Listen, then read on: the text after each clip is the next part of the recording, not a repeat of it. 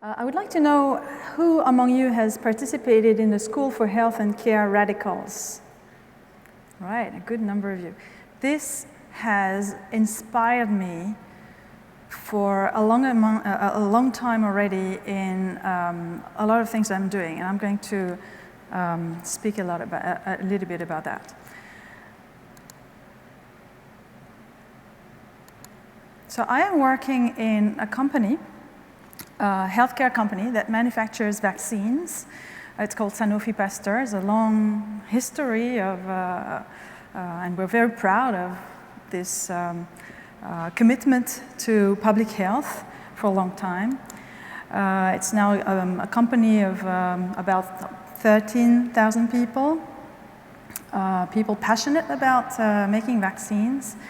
But we have, like every big organizations, I think cultural challenges or organizational culture challenge, and this is where this is what I'm working on. But before I dig into this work, I would like to share a little bit my story, because as Helen Bevan and the School for Health and Care Radicals taught me, it's not just about us as a function, it's us as a person, and what we make in our work, what we can achieve, what we can deliver is strongly tied to our history, our values, what happened to us. And so this is what happened to me.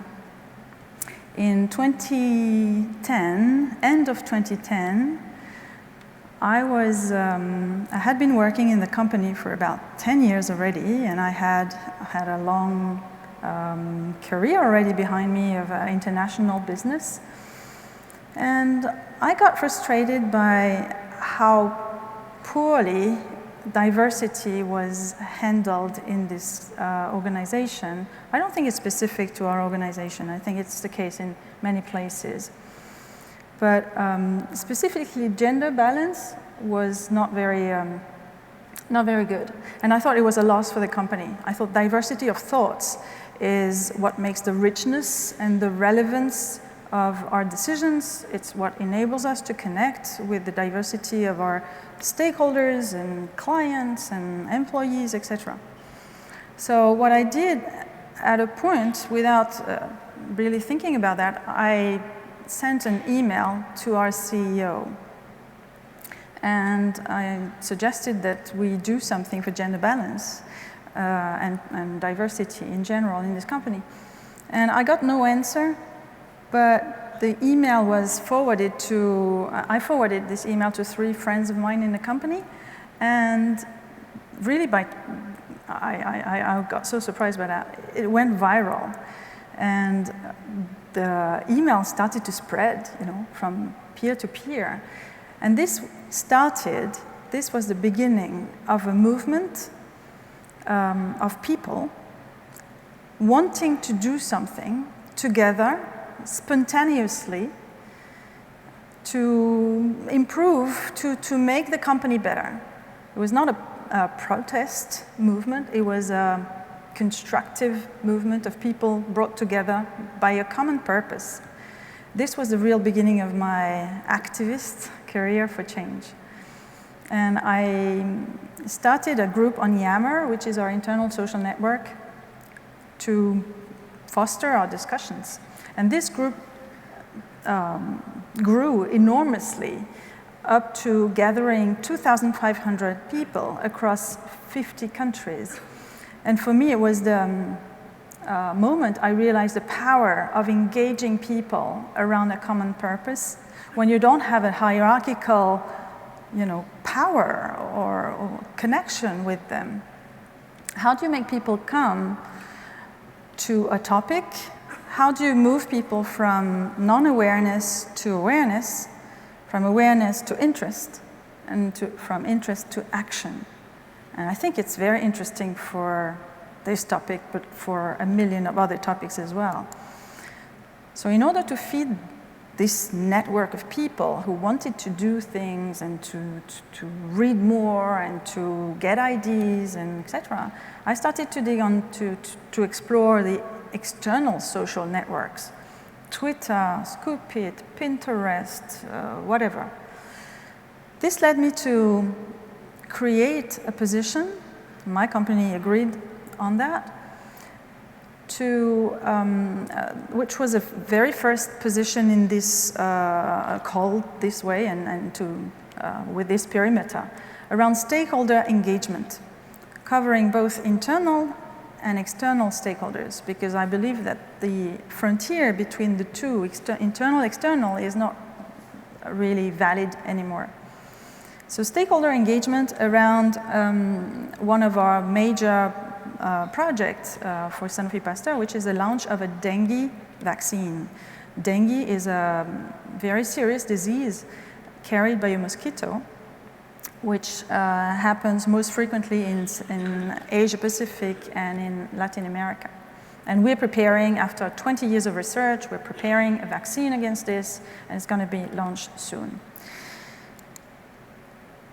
So this research on stakeholder engagement and social networks, etc., made me discover the field of Enterprise 2.0, which is everything that's around social collaboration in the enterprise, and also change agents, networks, people wanting to work differently in a more collaborative way, leveraging social networks.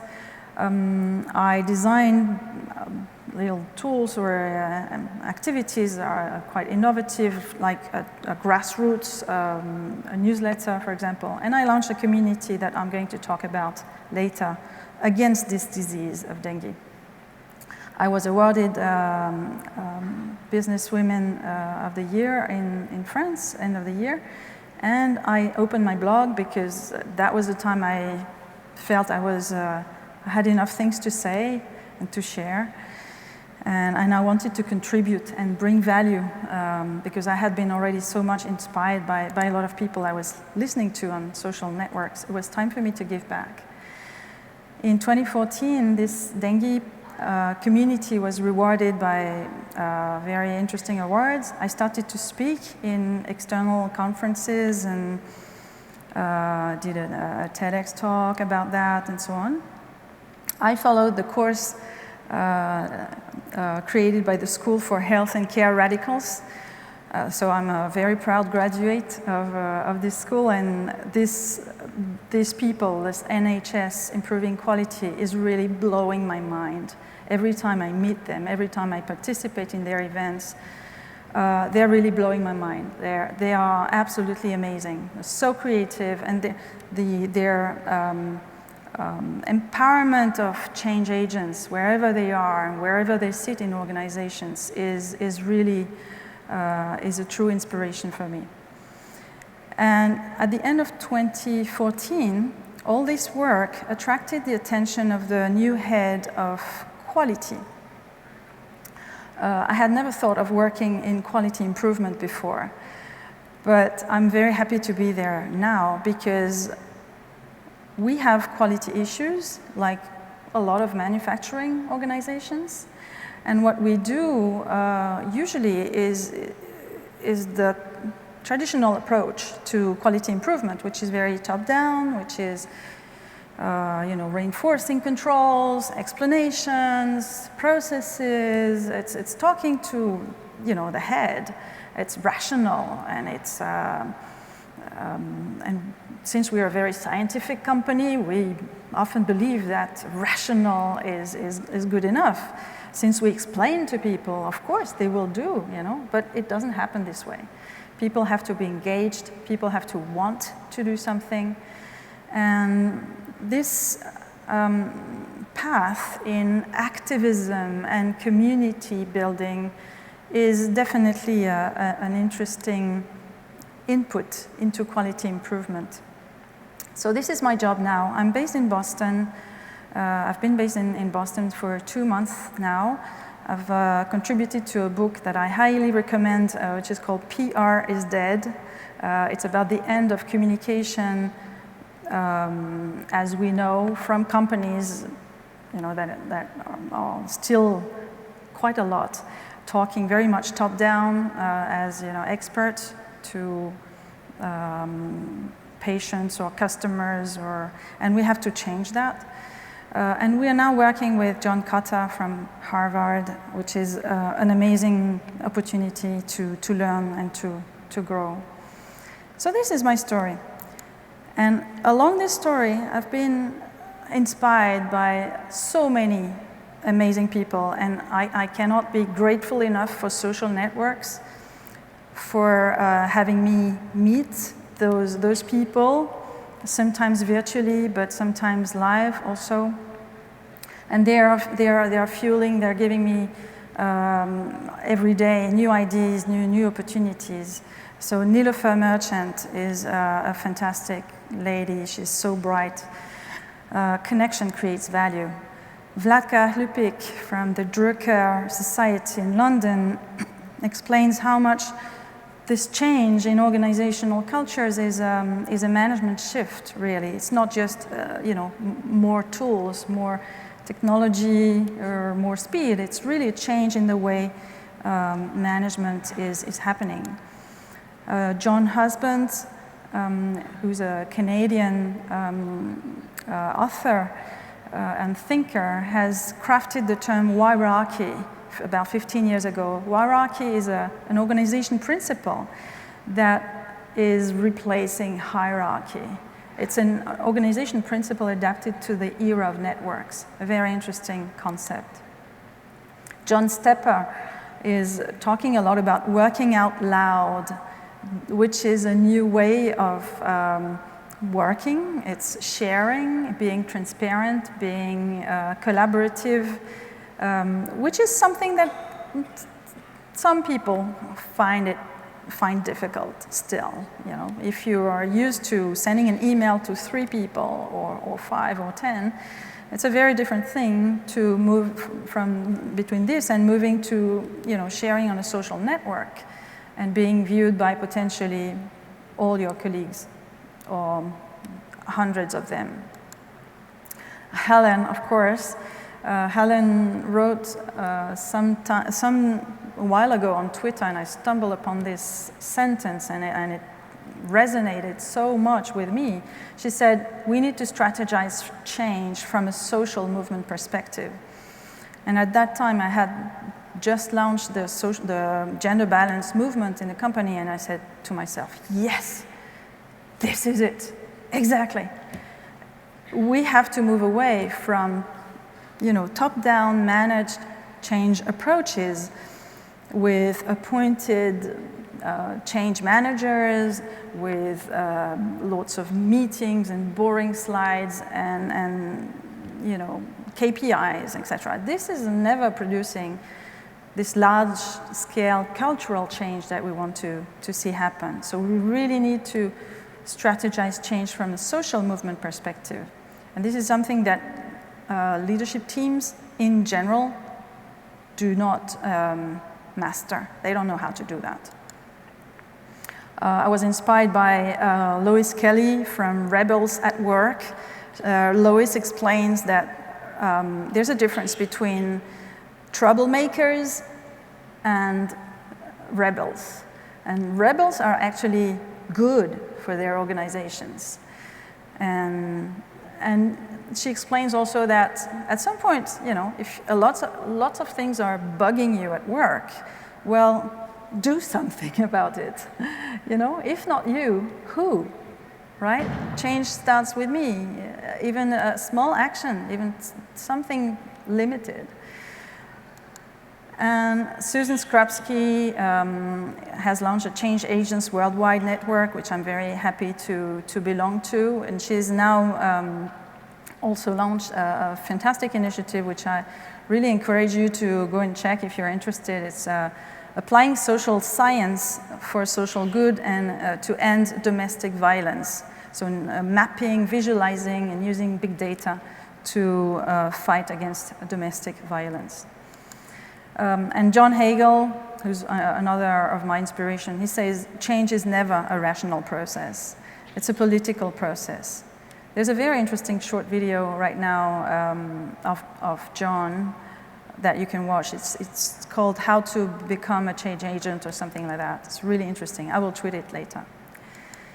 All right, so now, 2 quick examples of actual projects, things that happened, that took place based on those principles.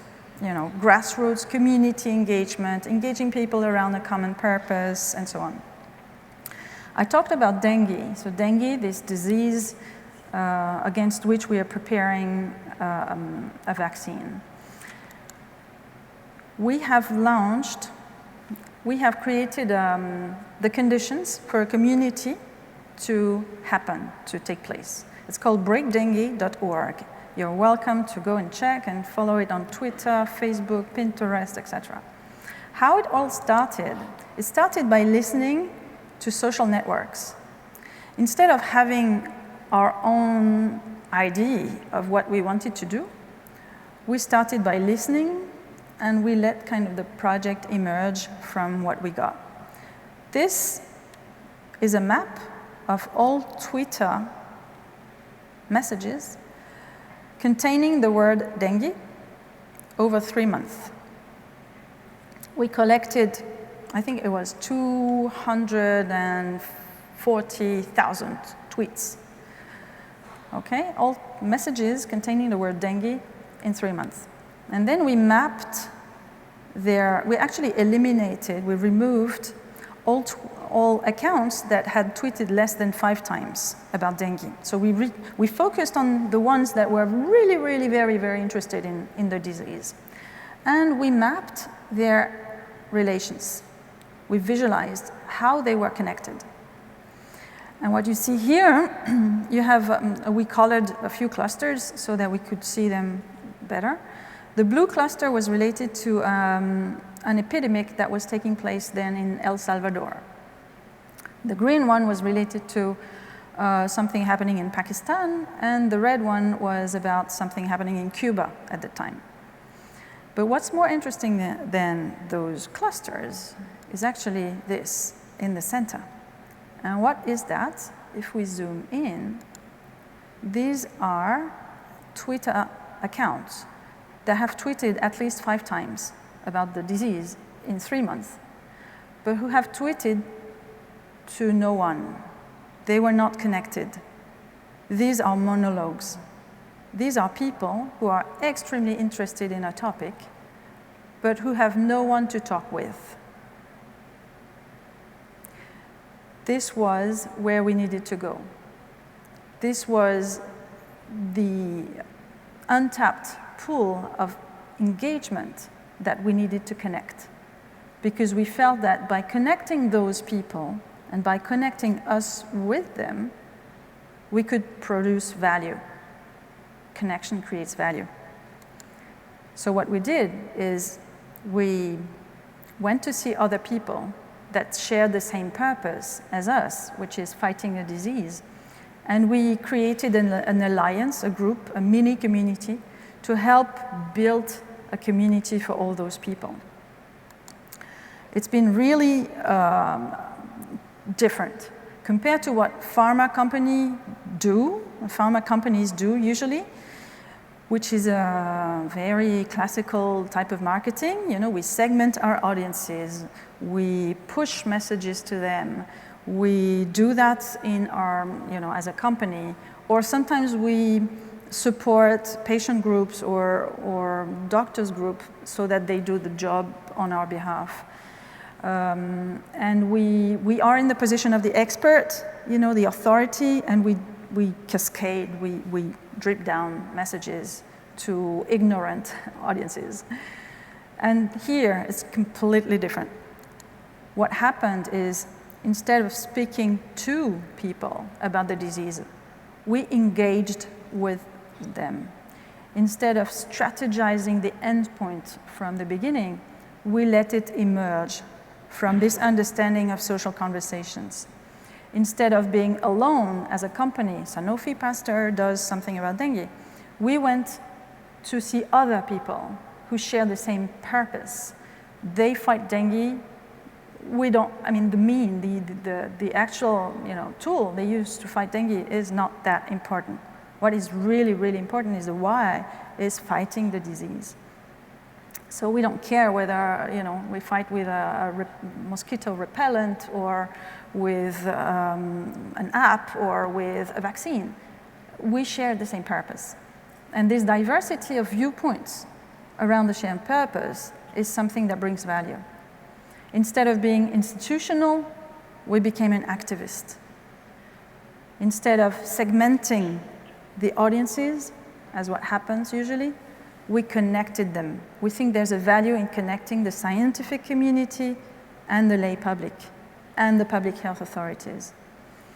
And instead of speaking to create awareness around the disease, which is often what happens with pharma companies, we went further than that because our actual aim with this is to create new solutions against the disease that will complement our vaccine. Our interest is not to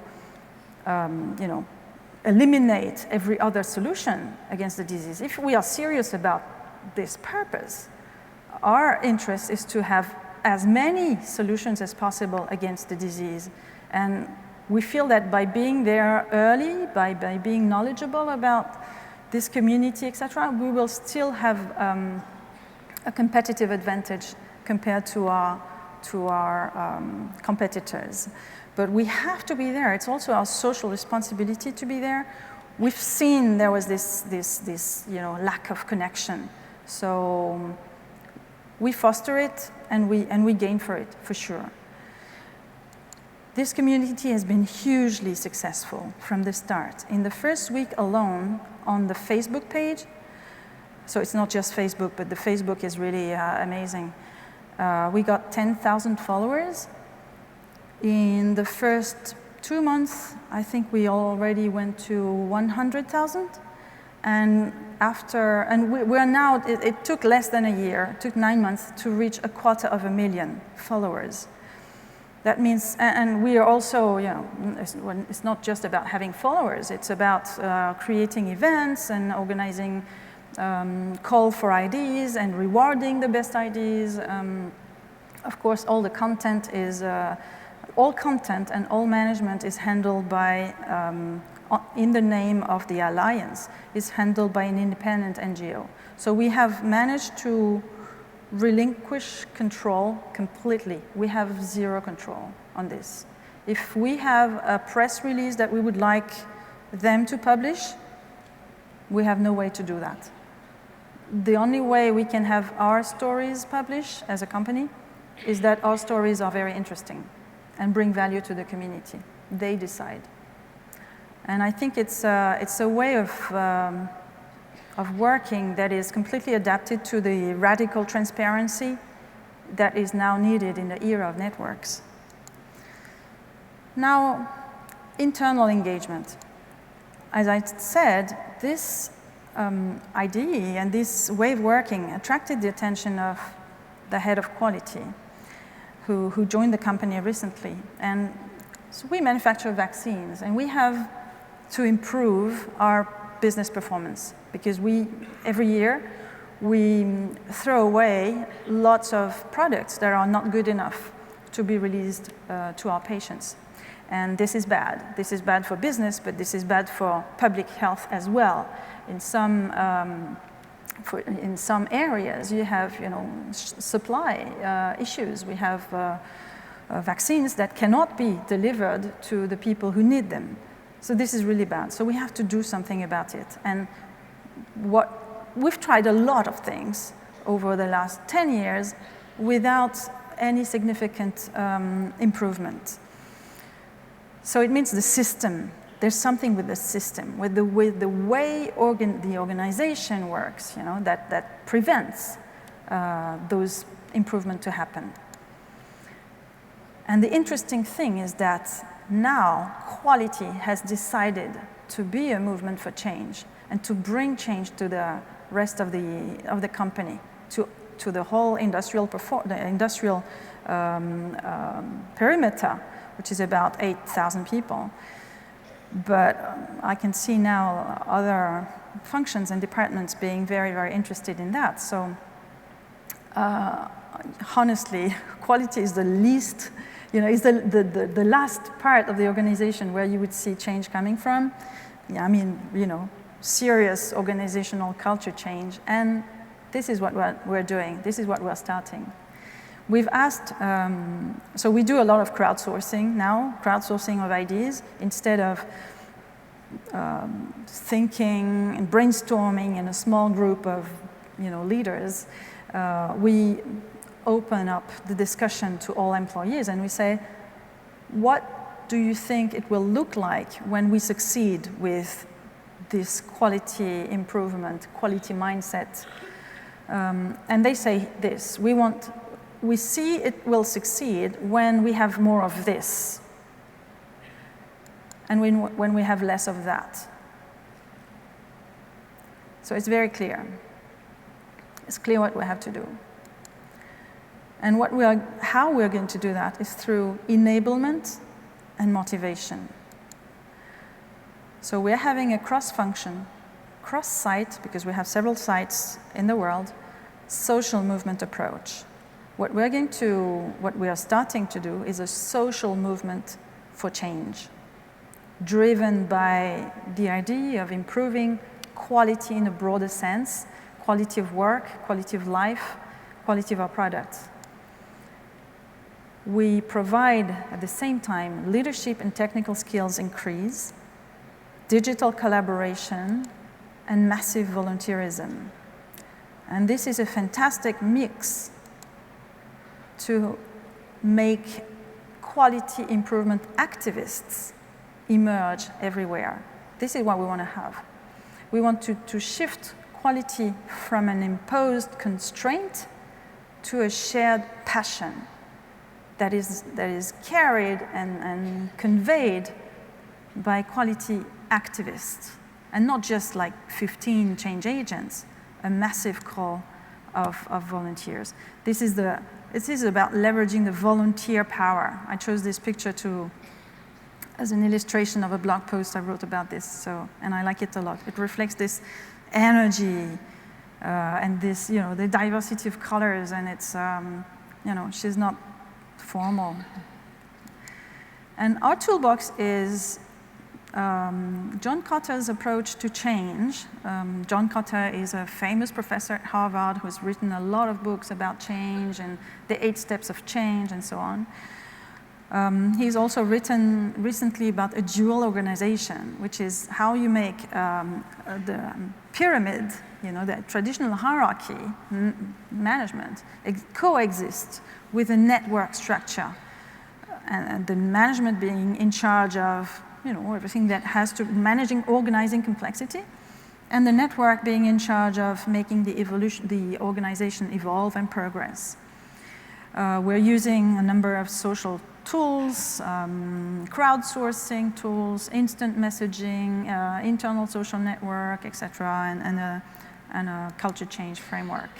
And what we see, our roadmap is this one. It's about a collective change for new behaviors. We started by defining the common purpose. What is our opportunity to change? Why is it good to change now? Why do we have to do that? And what is great about it? It's not just we want to change because we have problems. It's we want to change because it's going to be great. And we've defined it, again, through a process of crowdsourcing, and we've in a way that talks both to the CEO and to the person who's at the security desk, at the entrance of the site. And then we coached leaders to give room, to basically get out of the way. Because what we need is more leadership by more people. Way, way more people.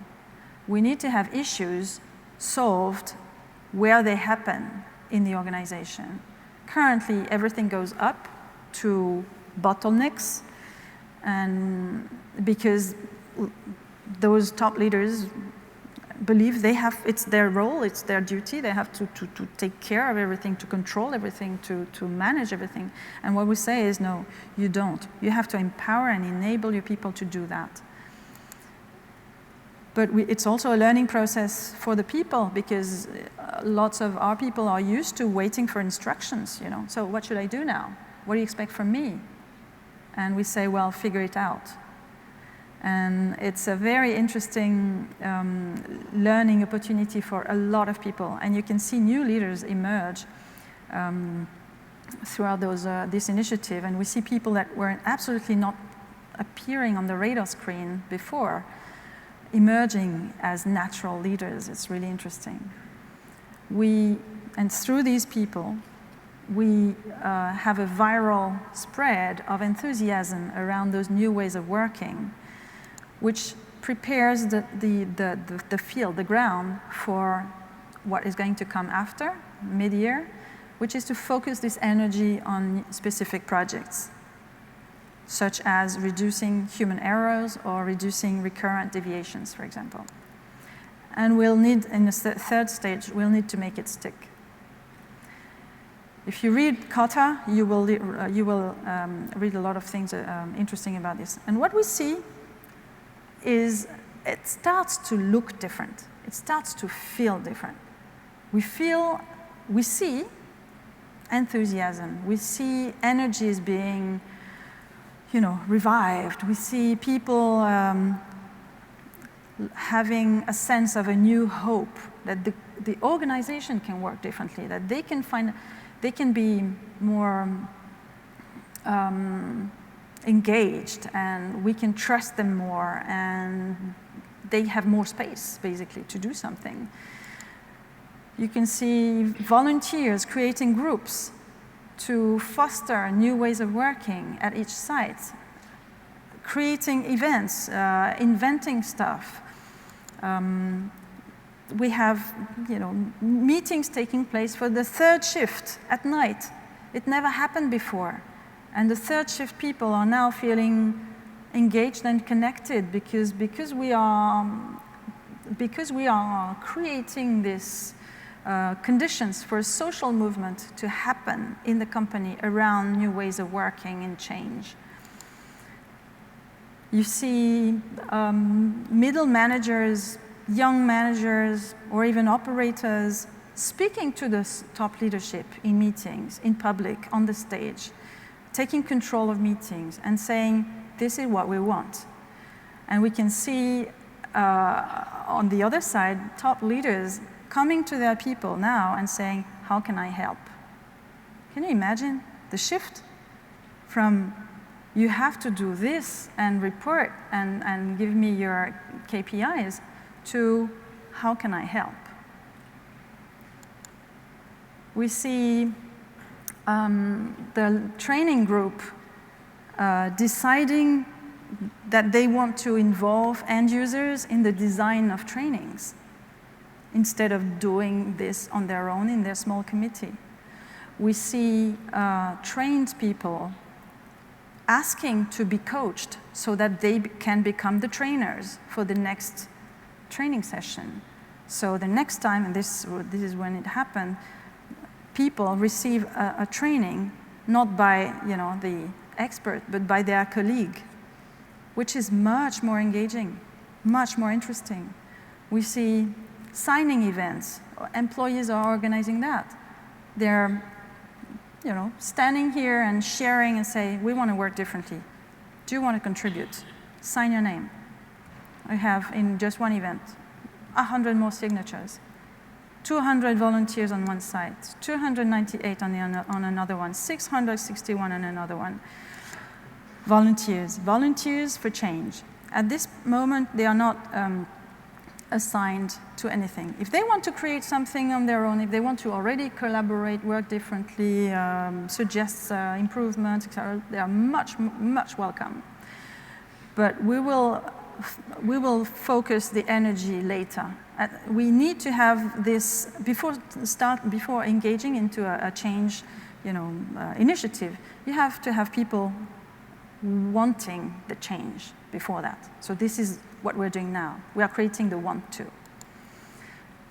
We see initiatives happening like peer-to-peer coaching, spontaneous events where people say, well, I master something like a tool. I'm going to organize a session at lunchtime. Anyone wants to come, and I will show them how to use the tool. It's collaborative, it's spontaneous. It doesn't rely on the expert, you know, the training department or the communication department or whatever. It's employees take the initiative to do something for the benefit of their peers.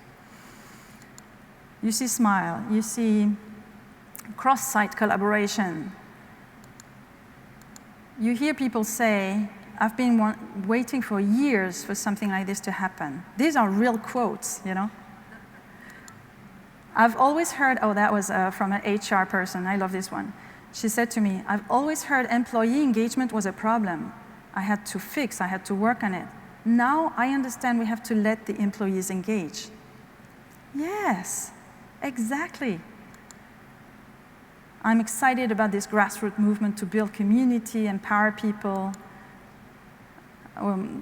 The other quote is coming from a third shift operator. She said to me, for many years, the company has tried to transform itself to change from the company's perspective. And for the first time, I see it's serious about changing from its people's perspective, which makes a lot of difference. I'm so grateful. And someone said also, for the first time, I feel I'm part of something. I feel connected.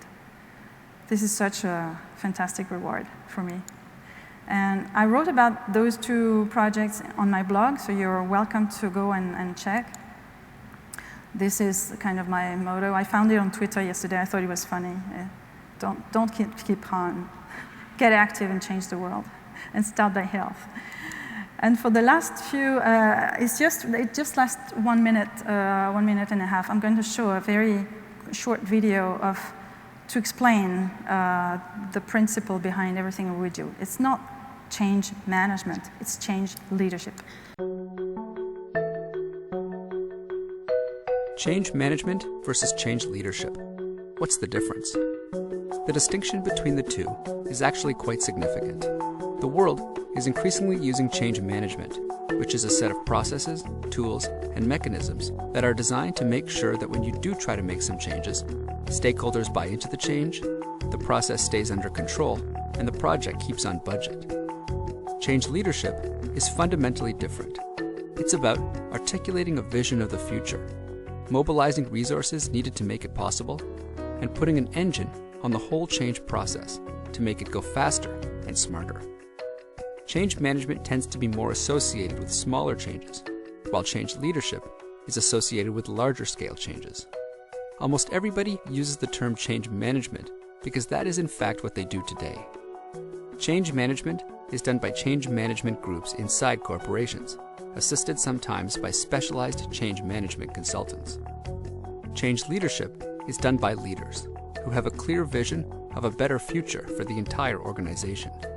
They inspire stakeholders to believe in the change and empower them to fight for it.